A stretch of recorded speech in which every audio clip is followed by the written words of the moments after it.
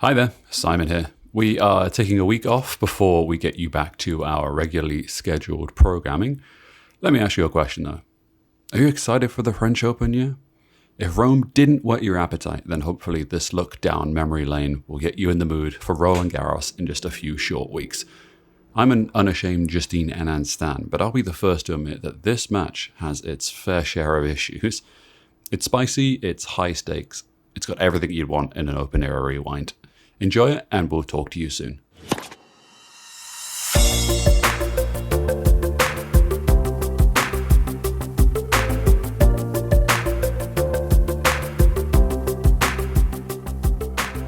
Hello and welcome to the Open Air Podcast. My name is Devang Desai and I'm joined, as always, by Mr. Simon Bushell. Bush, the listeners need to be updated on your exploits with our boy Luke, our Discord chat friend Luke, playing on the courts in Vancouver. How's it going, Bush?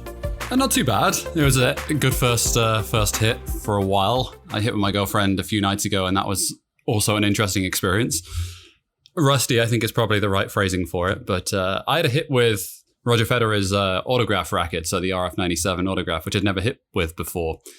And it's almost a carbon copy of the one that he actually uses on tour. And it's really interesting to get to swing a racket that a professional would use. My shoulder was very close to falling off by the end of the hour that I was hitting with. And I thought my entire body was going to fall apart. So it's just extremely heavy. It's about, roughly when it's strung, it's about 370 grams. So I think most of us probably swing a racket that's about 300. So it's probably quite a bit heavier than what we're used to. It's interesting. I'm waiting for my Tech 5 racket to come in the mail, but I'm super excited to go out for a hit. I didn't play much last summer, but when I did, I'm not saying the racket was the biggest thing, but I was using a very old one that I think undersold my abilities. So basically what I am saying is it is all in the racket and I will be a superstar soon. Well, I think if it takes into account what I was playing on Roger Federer's racket, I was playing like Roger Federer. So it kind of goes hand in hand at this point. You remember the racket I used in Vancouver was a Diadora racket, which as a shoemaker and a bicycle maker even, sure. But tennis, I did not know they were involved. And the racket spoke for itself. But we'll move on. Moving on swiftly. Yeah. Simon, this is your pick. Let the listeners know, let me know again, but why are we looking back on a semifinal for the French Open? Though I must admit, what a match. Well, I think it's a really interesting one to look back at. When you look at the history of the French Open, and especially on the women's side, there are good rivalries through the course of the tournament's history. But I think one stuck out to me in particular, and that's Serena Williams versus Justine Henin from 2003. Not simply because you had so many storylines sort of all coming into the tournament at the same time. You had an up-and-comer in Justine Henin who was on the verge of superstardom right at the start of her career, and Serena Williams, who was just 21 years of age herself, but was on the back of a 33-match winning streak, and basically she won everything that she entered. So this one lives in infamy for a number of reasons. It's got a lot of controversy in it, and the quality of tennis is exceptionally high. And I think we're all in a period of time where we're looking back in a lot of ways at some historical sporting events, and none more fitting than to look back at a truly epic semifinal between two all-time greats. Roger and Rafa have the grand sum of 0 Grand Slams at this point, and Serena Williams is basically winning everything she enters. She is the best player in the world, full stop. Like, this is Pete's end, and the Graf era is pretty much done. Monica Seles is in this tournament, but she loses in the first round for the first time in her career at a Grand Slam. This really is the Williams sisters' time, and more specifically Serena. Bush, 33 Grand Slam matches, won in a row. That is ridiculous. Well, we've talked about Serena, I think, on this podcast for a decent chunk, but I think sometimes we tend to forget the exploits at the start of her career, just how good she was at a very young age. And I know young is kind of put in strange terms on the women's side, because we recently were talking about Martina Hingis winning a Grand Slam at 16, but this is still a very young woman at this period of time. 20 years of age, she wins 3 Grand Slams in the year in 2002. Coming into 2003, I mentioned that 33-match winning streak at Grand Slam level. It's astonishing, really. She loses to Venus in the final of the US Open in 2001. From that point onwards, it's just a straight massacre. She just tortures every single tournament that she plays in.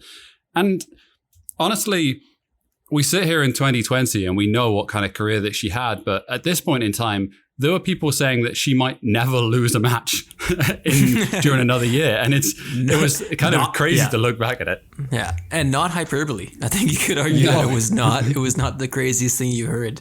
It was absolutely ridiculous. And I think it's interesting. You watch Henin's rise at a similar juncture where semifinals, she made the final at Wimbledon in 2001. But this is someone also, Bush, who you mentioned, who showed that she could play on the bigger stages and wasn't necessarily afraid of confrontation. And I think you can say that this match was defined by confrontation, specifically in the third set. You don't get a moniker like the hand match, quote unquote, without having some pretty unique things go down. But it really was a fun match to look back on. And I was watching the 2010 Australian Open final between Henin and Williams a few weeks ago, and it's funny, a lot has changed. There's many years that went in between, 7 years, but Serena is wearing the same color scheme as her dress that she's wearing in 2003, and a lot of the same qualities from both players were there in 2010, but they were there in 2003. They were just younger and better moving at that point, so you can imagine how good a match that sets up for. Well, I think one of the interesting things as well, looking at these two in particular, and talking specifically about Serena in relation to that, is what are Serena's rivalries? And I think we know so much about the big three on the men's side that we have such epic rivalries between three players. Serena's side and her era, she kind of stretches across 3 decades almost. Yeah, almost 3 decades in terms of winning Grand Slams. It will be 3 decades, I'm sure, at some point. But you think about it from a certain standpoint. Obviously, her sister, very early on in her career, and I think she kind of owns that record from when she loses in that final in 2001. I think Venus is much more of a powerhouse player early on in her career, and I think Serena is still a little bit in awe of her in some ways before she fully becomes her own Grand Slam champion. You could argue Jennifer Capriati, you could argue Lindsay Davenport, but I think those rivalries, I think they sort of pale in significance in certain ways. I would argue that Justine Henin is a main rival, and it's just the fact in so many ways that Henin was out through injury, or, I mentioned the fact that she has a body like a wasp.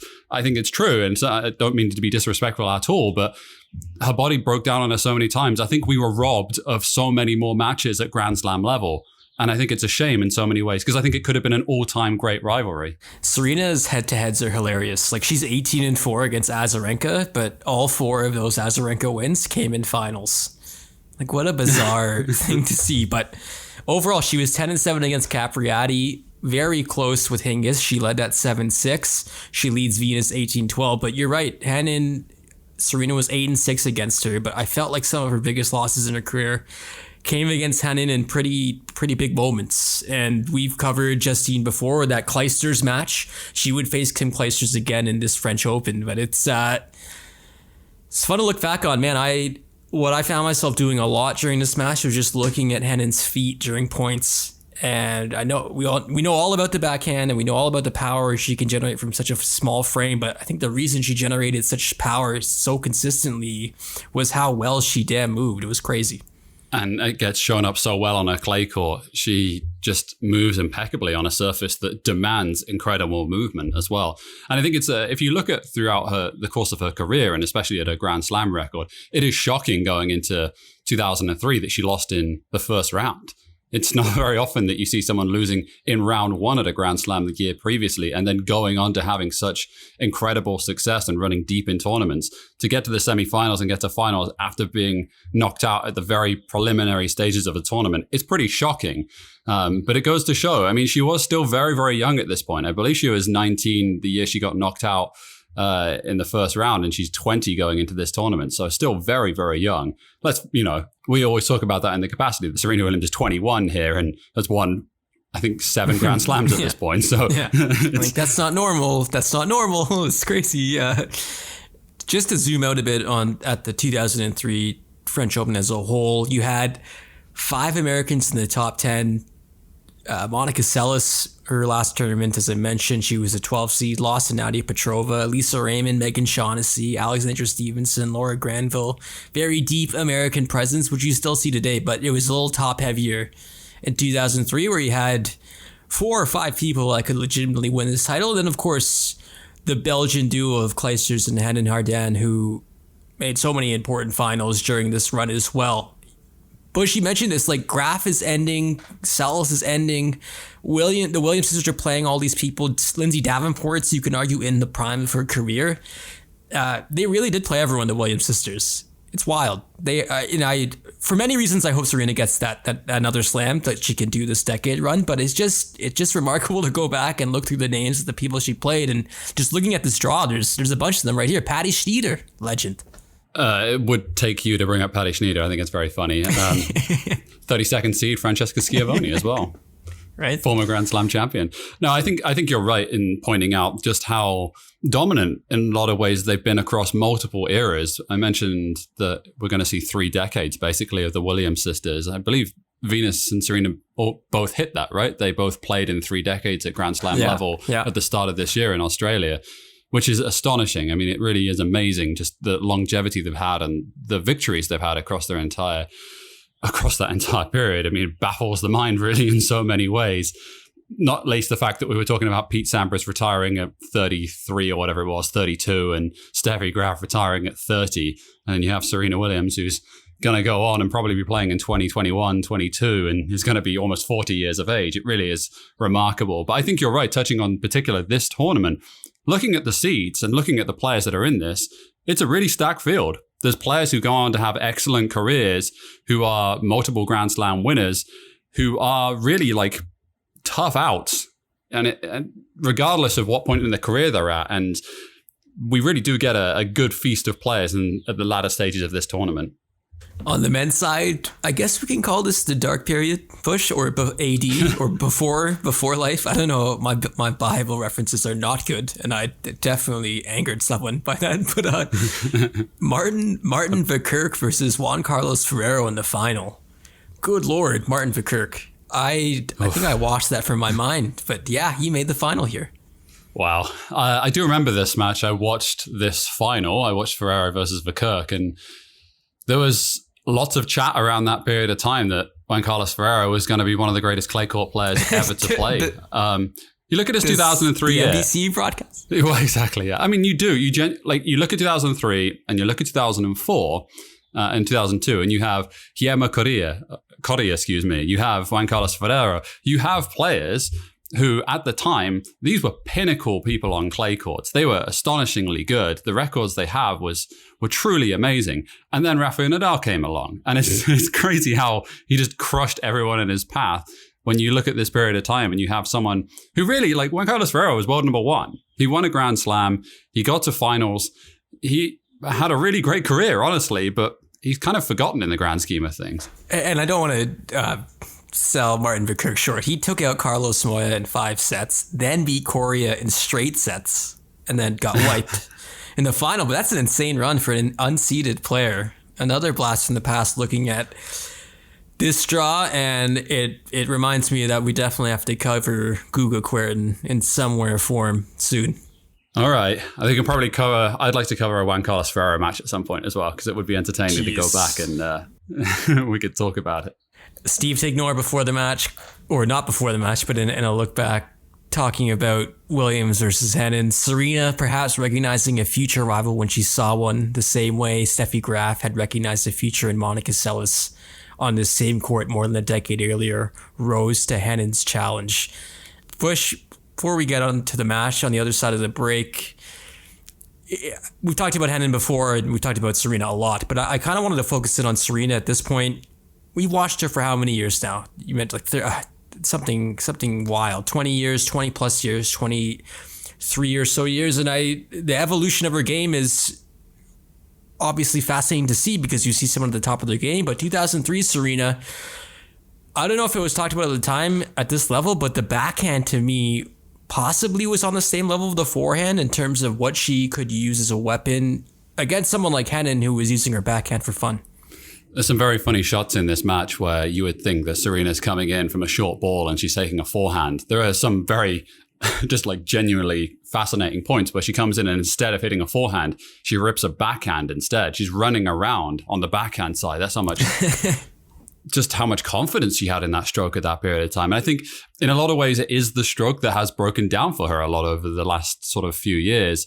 And I was reading an article recently that was talking about how She had dropped the swing weight of her racket a little bit over in a bid to get to this final Grand Slam that she so desires. And I think that's interesting. I think she's recognized in a lot of ways that her game needs to evolve to get to that point, which is crazy considering how many Grand Slam finals she's been in recently and how close she's been. But I don't think we talk about her in the same way that we talk about some other players who have had to evolve in their career. She kind of has had one speed throughout her entire career. She's such an impeccable ball striker. She has such a great mind and such a great all-court game that honestly, she's just been great in her entire career, and it's reductive. I understand that to kind of put it in those terms, but she's just been so good that she hasn't really had to evolve until recently. She's kind of pushed everyone off the court that she's played against. Yeah, we talked about Serena after the US Open final against Bianca and going to that toolbox and not necessarily finding the things that she needed. She had all that stuff in 2003 and more stuff. She probably had enough for 2 toolboxes, but that makes it even more impressive what Justine Henin was able to pull off that day in Paris. So when we come back after the break, it's the 2003 French Open semifinal between Serena Williams and Justine Henin.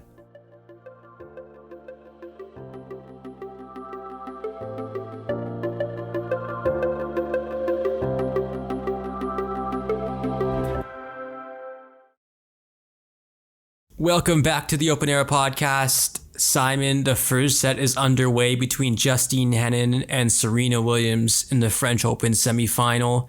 A date with Kim Clijsters in the final awaits. From the get-go, Bush, both players looking really good, but Justine Henin looks just a bit better.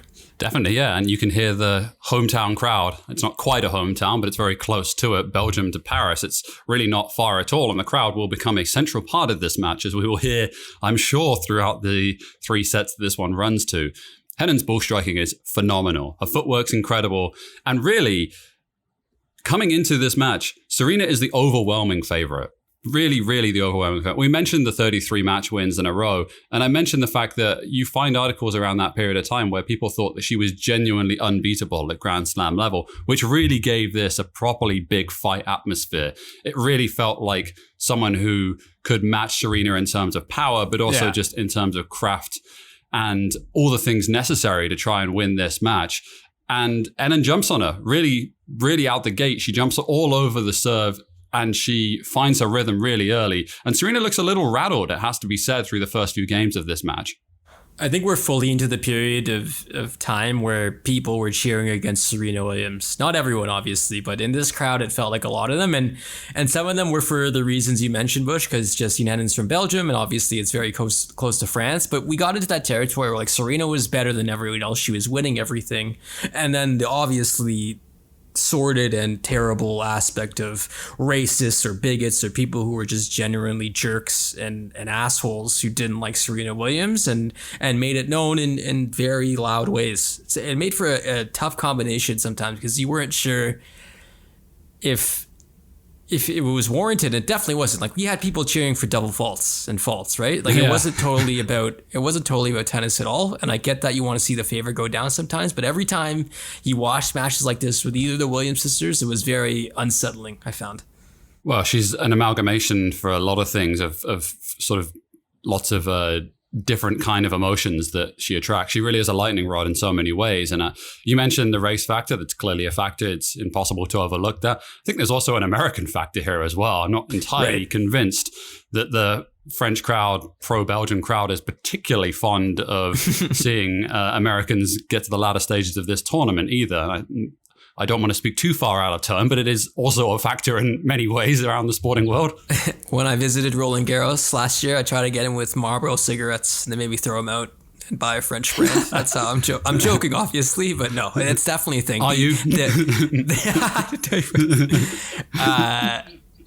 No comment, but it was definitely a thing. The big American to show you what's what, and the big American to kick the living crap out of you consistently. And that's what Serena was doing to everyone. So that combination did make it a powder keg, waiting for something to hop off. But I'm so happy that not only was that atmosphere there, for better or for worse, obviously, with some people just being terrible, but not only was that atmosphere there, the play matched it. Like, these two were absolutely slugging. And I mentioned this a bit earlier, but I was watching Henin's footwork, especially in the early moments of this set, and it was impeccable. And I thought Serena played extremely well. Like, Serena was not playing poorly. It was just Henin was on a different level. I think it's one thing to point out to anyone, and I really do recommend, like with all the matches that we watch, I recommend going back and at least checking the highlights out of them, because I think it's really fascinating to look at some of these past eras and some of these players who have been at the top of the game.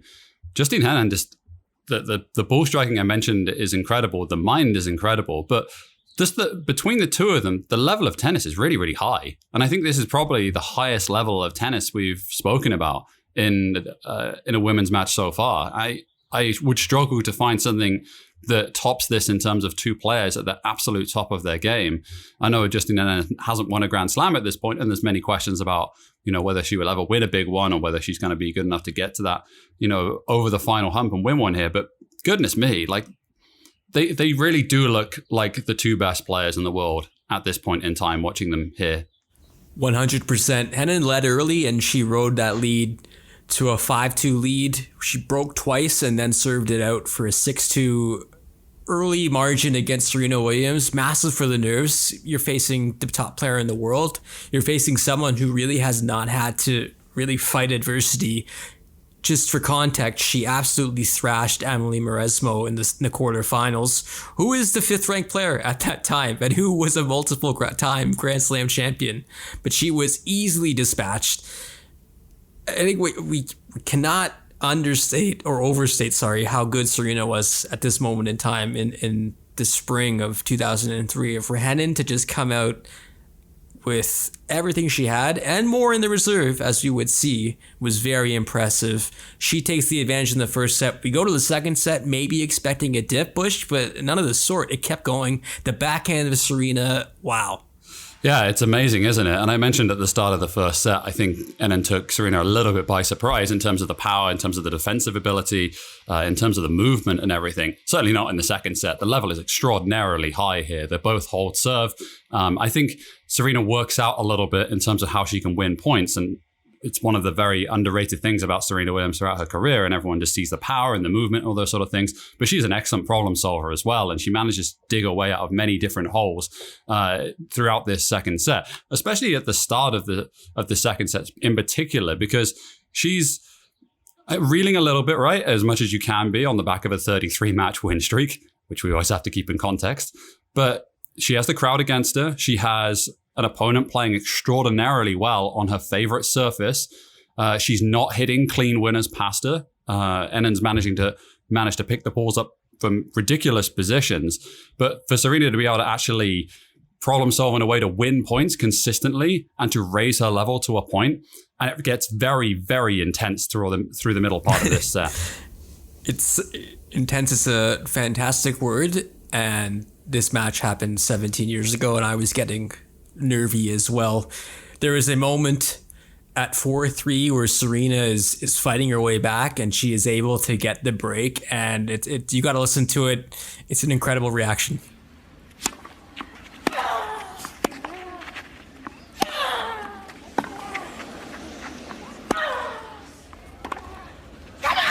Une commande de rage. Oh là, elle a hurlé là. Simon, that yell, that scream says it all. Yeah, and the fact you can hear it across the crowd as well is quite something, right? The sort of French. I wanted to use the French clip for this source as well, because you could hear the announcers are like, "Oh yeah, all right, here we go." And it was good for many reasons, but I love that Henin just broke back right away. Like, she wasn't going to go calmly. I mentioned the level in this second set. It's so good. It's so high, and the fact that she manages to break back immediately following that scream, following just the outpouring of emotion to get that break of serve, for Serena to hang on in there, to raise her level, get the break, all the momentum goes with it, and then Henin breaks back immediately. Such grit, such determination. And there is a look that Serena gives across the net. And I don't know the relationship between these two. I saw it was very cordial when they played each other in 2010 in France, following some of the antics that happened here in 2003, and it looked a lot friendlier. And I think they probably have patched things up in a lot of ways, but there wasn't a lot of love lost in this match, was there? There was a few long stares. There was a few sort of sideways looks at the box, and there's a big, big look across the net that Serena gives, which Henin matches in the third set, which is very entertaining. I mean, this is why they're not friends, or were not friends, right? Is this not why this match at the time? You're right that I read an interview Henin did many years later where she regrets what happened later, but I don't think they had a huge relationship, and if anything, this was definitely not helping things as the match went on and the antagonism grew. But Serena again showing resolve. Henin gets back. She's back on serve, but here comes Serena again, who manages to use the backhand to work into places that, she's hitting millimeter placement of lines and corners and challenging Henin's fantastic backhand herself. And Serena was winning those battles at the end of the second set, enough so to force it to a third and deciding set. And again, we talk about the level being consistently good, and it's not hyperbole to say that the third set was arguably the best that we had amongst so many good rallies and action throughout this match. Simon, I thought the third set lived up to the hype and then some. And I don't think this match gets talked about in the tennis circles. It gets talked about for the wrong reasons, I think. I think the hand and all the things that happen in the third set and the drama and all the sort of things that we like to talk about from a, somewhat childish perspective of this whole thing, from a storyline perspective. Just the level of tennis is absolutely incredible. It really, really is. And I really would like to just put on record here as much as you can do from sitting in your living room and chatting about tennis. This match is amazing. Just the overall quality is absolutely superb from both of them. Serena breaks for 3-1 after some brutally long rallies. There's attrition. There's like not having a great time watching some maybe mundane rallies, but I thought these were terrific. I feel like when you watch Henin's backhand and you watch some of the angles you take, it's instructive to see where her feet are again, because it's wild. It's absolutely incredible balance. It's like incredible core strength, and she's out hitting Serena at points here, but Williams is able to take an early lead. It's a game of cat and mouse, pardon the cliche, but then here comes Henin again. And throughout this match, you've seen Henin respond to some pretty bad moments, and she did it right there. But here comes Serena, and that leads us to the big moment of the match. It's why it's called the hand match. Simon, I'll let you intro us into the scene at 4-2. Well, this one... It looks so stupid looking back on it. And I think that's the one thing that struck me about watching this one back, is that this is all a bit of nothing. Genuinely, I really think it is. And I know all the things that go into it, because there's so much emotion at the point of the time. The crowd is really, really loud. It's a very pro-Belgian crowd. Both badly want to win. It's deadlocked almost in a certain way. Henin's doing anything she can do to get back and win this match. You've got the crowd making in and out calls consistently now. Like it is anarchy, you could argue, on the court. And I think for the most part, I think most of the line calls are pretty correct. I think most of everyone who is doing their job is getting it correct. Serena marks a ball at 15 love. She sees one of Henin's balls long, which it is. She circles it correctly, and the crowd just lets her have it. And we are fully at like Roman gladiatorial theater levels at this. Yeah. It's anything that's happening. This is proper like thumbs down to the emperor levels of disrespect going on in this crowd. It's quite the scene, and we'll play it out for you right now. But he's the one who called it long in the first place. Justine's not trusting Serena's call right now. You think he's going to say it's good after? Oh, he would if it was. Shot spot. And he's back. Once again, Serena's absolutely right. And the fans now are kind of turning on Serena for questioning the calls, but she's been right both times. And these fans they're not right to do that. 30 love. And that's ugly. Totally. It's been out of character what's going on the entire tournament here, but the sheer of fault. Serena wants a first serve because of that. I don't think she'll get it. Sorry? She had her hand up, Serena's saying, about Justine, so she wants 2 serves. Justine had put her hand up. The crowd was still making noises. Yeah. Emotion. Now Jorge is saying, I didn't see that. Yeah. Justine, that's Serena's absolutely. Once again, Serena's right.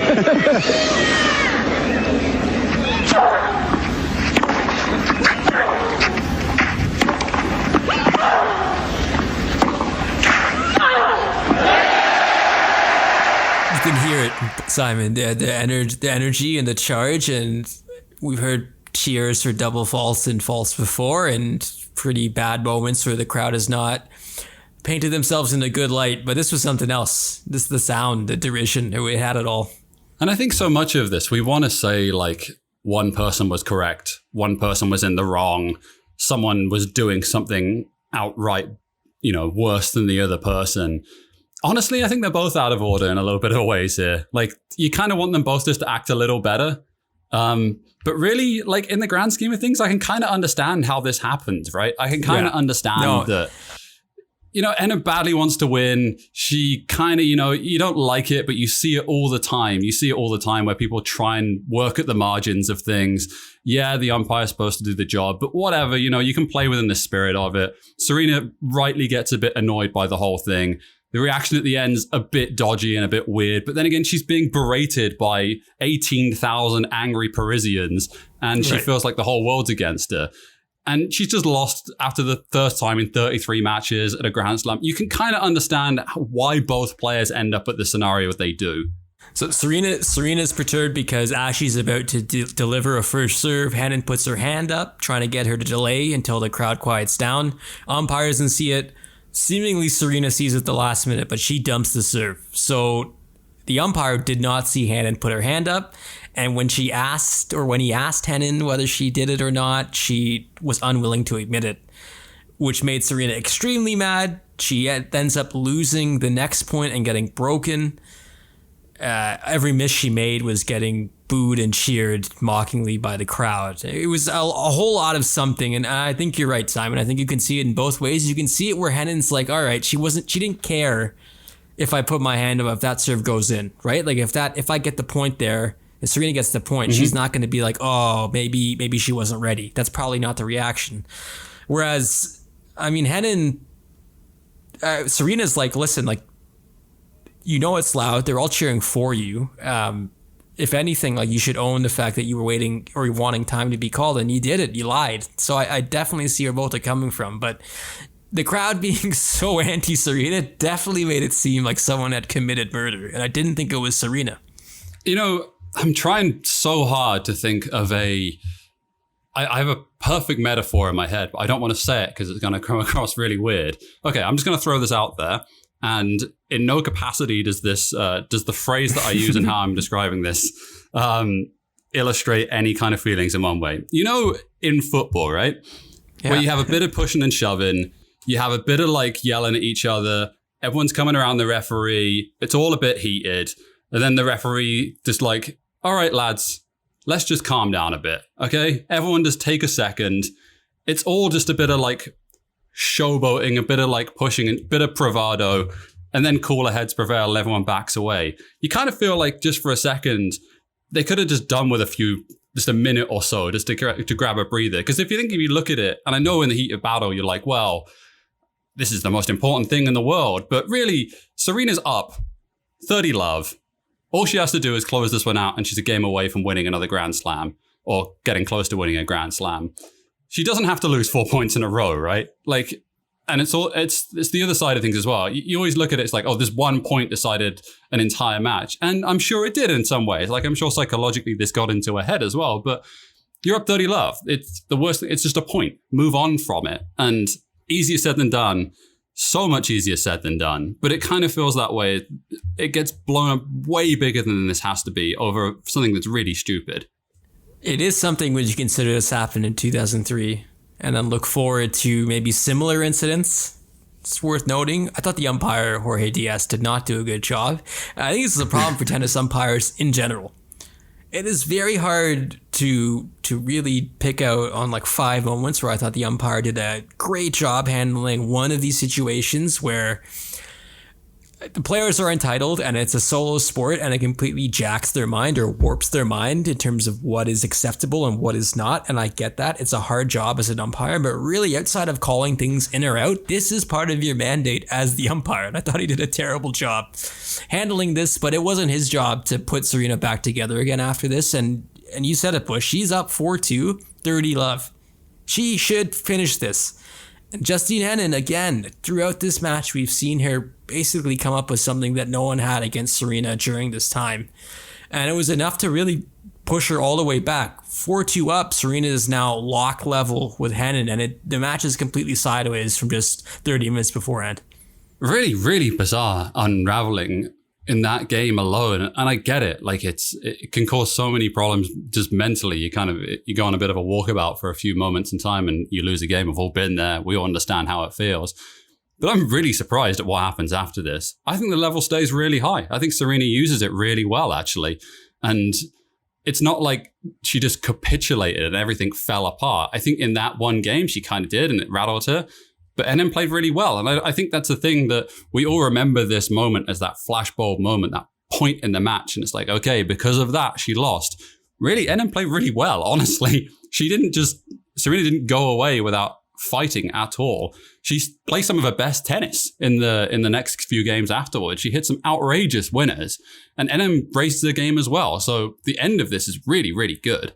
I think it's interesting all these years later, when Justine Henin talks about this match or her rivalry with Serena or where maybe she stood overall in tennis when you talk about Kim Clijsters as well. And it seemed like respect was a big thing for her and maybe not getting as much as she thought she deserved. And it's hard to agree sometimes or hard to disagree because I feel like at the time maybe she was appreciated, but as years have drawn on, you don't really hear a discussion involving Justine Henin when we talk about some of the greatest women's players of all time. But I think you have to put her on a certain level amongst the all-time greats because she really was mentally strong as well with a game to match. She does take that game.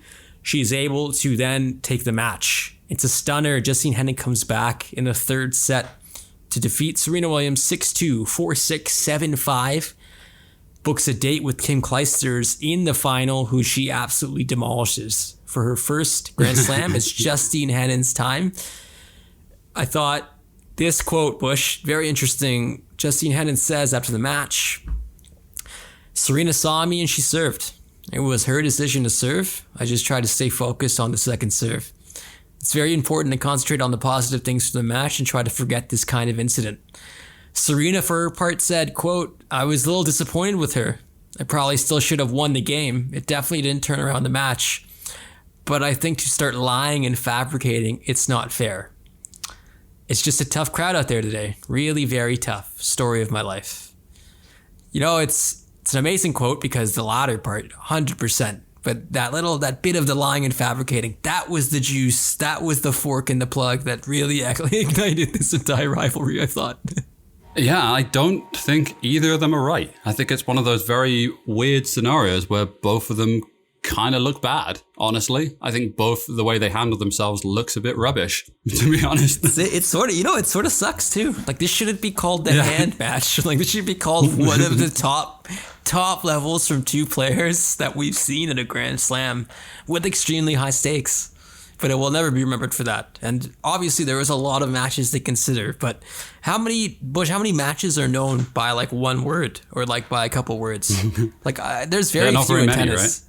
In tennis for sure, right? So it's a shame. I mentioned respect being a big thing for Justine Henin, but here's what she had to say some 11 years later, I believe. Quote, maybe it was a way to give me respect because you know that Williams have an attitude, sometimes difficult. They play with a lot of intimidation, knowing that the Williams had attitudes that were sometimes difficult. Today doesn't scare me anymore. When they walked on the court, the other one was already there at their side. It was a big moment in my career, in the moment of Roland Garros too. The weak handshake, the start of a long story between us, but I think we kept mutual respect. Not one of the warmest moments in the history of tennis, but still remains a great memory. She's talking about a lot of stuff there, but the intimidation factor, like, it was a thing on tour. People saw Serena and Venus and were like, we're going to lose. That was a thing that was felt when they were walking away with title after title. But the handshake thing, like, Serena didn't shake anyone's hand after the match was done. And that was the other big part of this match, where Serena was, like, indicted by the mass media and sports journalists about being a poor loser. And I mean, when you win all the time and your first loss and you don't shake anyone's hand and they call the other one a liar and a fabricator, it does not win you hearts and minds, probably. But I definitely understand where she's coming from. It was off. She put her hand up. Like, I find it hard to find extreme fault. It's a really challenging one, isn't it? The layers that are in there in terms of some of the coded language, perhaps, in terms of how deep you want to dig in all of this stuff. I think the word attitude gets associated with many things. All of them, or some of them, sorry, not great, especially when it comes in the perspective that it is. But it's undoubtedly true that the Williams sisters held themselves in a certain way on tour at that period of time, and there was an intimidation factor. Now, quite what the other factors that are involved in there that we would dig into further if we had another hour and a half. The code talking is so over the top and, like, in your face. So that is what bothers me. You said it exactly right, Bush. In this quote, but attitude is there 3 times. And I know that is true. And I think this is a really, really challenging one because how do you phrase this without coming across as a Serena hater, because I do think there is a certain way. I think this actually stretches to a wider point as well about an sort of an American sort of attitude, perhaps. Yeah. And I think the that's sort of fair. The Sophia Kenin sort of thing. Like, it's very brash, it's very outspoken, and there is not a race factor in the way that Kenin holds herself. And I think this is, and we talked about when Kenin played Serena Australia, right? The fact that it's looking in a mirror in terms of how they hold each other on court in a lot of ways. Because I do think there is some truth to that. And I do think there's some truth in the way that Bianca Andreescu holds herself on tour as well, and on court as well, where it is like no backward step. It is in your face attitude, Itchy, Scratchy, and Poochie from The Simpsons. It is all of those sort of things. And there is that fine line where it is hard to discuss this stuff without slipping into sort of race baiting at a certain point, because I do think that Serena had a certain amount of bullying about her at that point in time, in both a positive and negative way. Yeah, I think the pure fact that the Williams sisters scared the shit out of the tennis establishment and a lot of people who covered the game who were not prepared for this at all. And what happened was you had a lot of people talking out of the just nonsense and poorly trying to manufacture an argument that they thought possibly was enlightened and not racist, but just came out wrong. And that happened so many times, especially in the late 90s, early aughts, Bush, where, like, it was ridiculous. And I can only imagine, incredibly tough for the Williams sisters to deal with, but it was forever. And, like, I was thinking about what happened with Osaka at that final, and, like, that, what it all means together and whether you can draw some sort of connection. But I think Serena, rightfully so, has not felt like she's been given the benefit of the doubt enough times in her career, as someone who has literally won everything and, like, done everything well and done things that nobody ever thought was possible before. I think she feels like she is not given the benefit of the doubt that others get, and it's really hard to argue against that. To say she was right in the Osaka affair, I'm not saying that. I'm just saying that you could see it from all the way back in 2003 where it was coming from, because the tennis establishment it did not do themselves any favors and came across just terrible at times. I don't disagree with you at all. I think the amount of just guff that she's taken through her career, that both of them have, that Venus has taken as well, has been pretty ridiculous, really, if you see some of the corners of the media. Now, having said that, all that, I don't think she's not without fault. And I think sometimes wider media in some ways, given how much oftentimes rubbish she gets thrown her way, I think sometimes it is fair to be critical of someone. I think there are moments throughout her career where honestly she didn't act great. And I think this is one of those moments where she didn't act great. And I think Anna didn't act great either. And I think that's probably a fair place to leave this overall, like, discussion of what this particular moment meant. It was two very young women, both very, very competitive, in a very feisty atmosphere with a crowd that was very pro one side. it's going to lead to some weird stuff. Honestly, that's what's going to happen, right? And it's just the nature of it, where this tiny thing, where honestly, like in the grand scheme of things, I've played in club matches where someone's done that and you're like, come on, dude. And he's like, nope, I didn't do anything. Or you're trying to serve in mixed doubles and someone's like, oh, I wasn't ready, as you serve a clean ace past them. It's like, well, you probably were, right? But shouts to this gold prospector who was playing at your club based on the accent. Did he just come back from the Yukon? Did he just come back from the Yukon? No, it's well said. We'll get to the aftermath of what happened after this right after the break.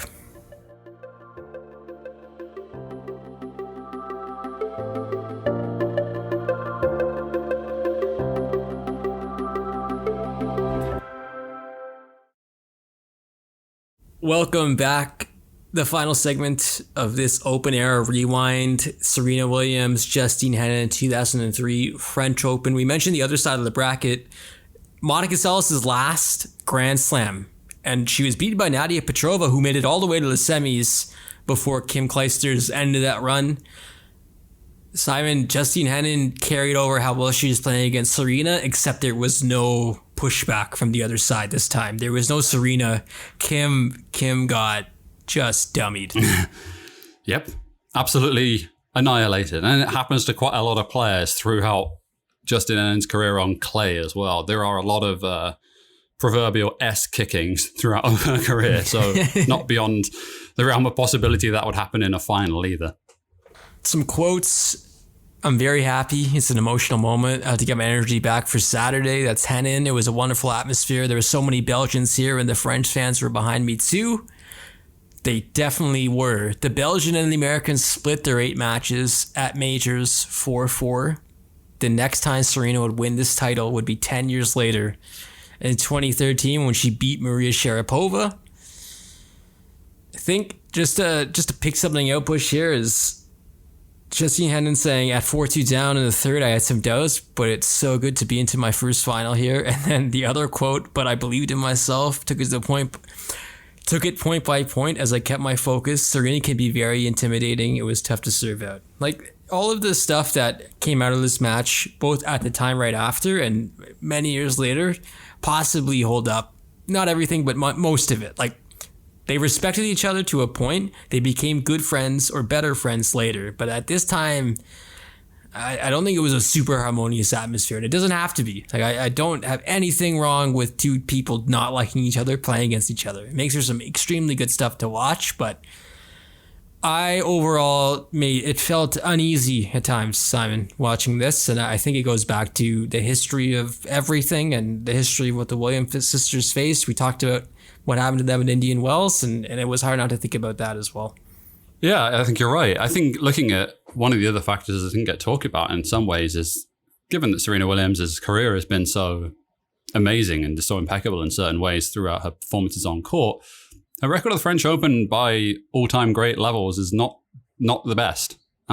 She has had her hit success ratio is not the best. I mean, she's won 3 times in France, which is astonishing. Like, anyone would be happy to win 3 Grand Slam titles. But when you're talking about all-time greats, she doesn't have the best record there. It's by far her worst surface. It's by far her worst tournament in terms of the other 3 Grand Slams. She's won 65 matches there and had 13 losses. You know, it's interesting, isn't it? And she doesn't really recover from this for a while. You mentioned she doesn't win for 10 years in Paris. She gets to the quarterfinal the next year, and then really, it's a pretty long, barren run. She loses in the first round in 2012. It's interesting, isn't it? We always think about her as just an all-surface player, but there's a long period of time where she does nothing on a clay court. Rosano took her out in the first round in 2012. Like, she's had some shockers at the French Open, all to make up for a paltry 83% winning percentage. Just terrible. 65 and 13 all time, Simon. That's trash. It's terrible. Not good enough, right? Yeah, trash. Serena does well at Wimbledon, where she beats Venus in 3 sets, and then goes on to mean, Henin was there. And Henin, we mentioned her biggest rivals and Davenport and her sister and Maria Sharapova. She has that loss to Maria, the famous loss in 2004, changing of the guard. That really meant nothing. In the grand scheme of things, no guard was changed. Davenport hanging around there, Elena Yankovic. It has really screwed up all my conversations about depth and what eras are better. All these look back, Simon, because I think I'm now pretty firm in what I believe, and it's that talking like 98 to 2004 or 5 is the golden age of women's tennis. Yeah, I would agree with you. And I mentioned off the start that I think we were robbed of an all-time great rivalry. And I really do believe that. I've said on another podcast that I think you put Justine Henin in a body that doesn't break down and give her a few inches in height and a few more pounds in muscle, just an overall like stronger, more athletic body. That's not to discount the fact that she's still amazing given what she was born with. And I think she's winning 20 Grand Slams. I really genuinely believe that, just given the talent level. It's a shame. It's such a shame because I really would have liked to see more of this. They play each other another few times, but their Grand Slam record, every single one they play is really, really good, including that one where Serena trounces her at Wimbledon. Still, the quality is very, very high. I would struggle to find anyone to find a better example of someone who opens up like Henin does. She finds herself 3-love down. And honestly, the quality is so high in that match at Wimbledon. And it's crazy. Like, I think she loses 2-2 or something, 3-2. And honestly, she didn't play badly. Like, against anyone else, she would have won that match. And that's a sign of the level that they both played against each other. Kim Clijsters won the most titles in 2003 with 9, but the player of the year was Justine Henin. Simon, anything else before we wrap up? Yes, just one interesting piece of housekeeping. We mentioned Juan Carlos Ferrero, and I just did a quick search around him. Juan Carlos Ferrero, after winning in 2003 at the French Open, never passed the third round again for the rest of his career. That's amazing. I never realized that. His record, 2000, semi-final, 2001, semi-final, 2002 final, winner in 2003, nothing for the rest of his career. That's amazing. Golden age of women's tennis, some fantastic stuff. Bad stuff on the ATP side, as we mentioned. No hate for JCF, Juan Carlos Ferrero, and we will do a match of his for you, Simon, in the near future. Appreciate it. Many thanks to our producer, Dylan Wilson, as always, for his work on the 1s and 2s. You can find us on Twitter at OpenEraPod, at patreon.com/OpenEra. $3 a month would help us out. For Simon and myself, thanks as always for listening to Open Era. We'll talk to you next week.